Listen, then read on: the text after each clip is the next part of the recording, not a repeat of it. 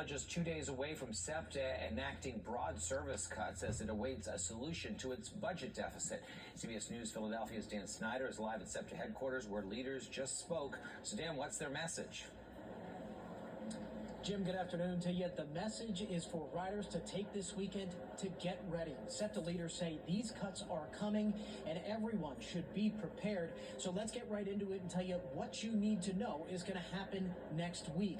By Monday morning, SEPTA will have eliminated 32 bus routes across its system. Another 16 bus routes will be shortened, and dozens of other bus lines and all subway lines will see 20% reduced service.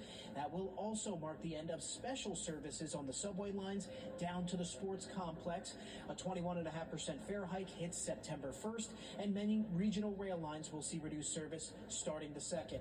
SEPTA GM Scott Sauer says they remain optimistic funding will come from Harrisburg, and if a deal would come together in the next 48 hours, they would work to reverse these cuts as soon as possible. But without a funding plan in place, these cuts are happening. We never wanted to be in this situation. Taking away service is at odds with everything that we strive to do at SEPTA.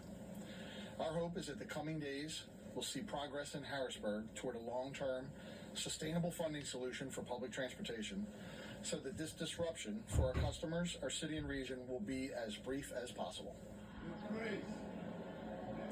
So the first group that will likely be hit by these cuts, the 52,000 Philadelphia school students who use SEPTA to get to class. SEPTA officials say they tried to take away what they called pain points with these cuts and that most routes will have alternatives, but students will likely see longer waits, more walking, or several transfers. And another thing, of course, with the Phillies in the home stretch of their season, with the Eagles coming soon, that sports service going away could be a big impact. Sauer brought up, the Eagles kicking things off on September 4th. They'd say normally for a game like that, they would have 12 to 14 trains on the Broad Street line to move people in and out.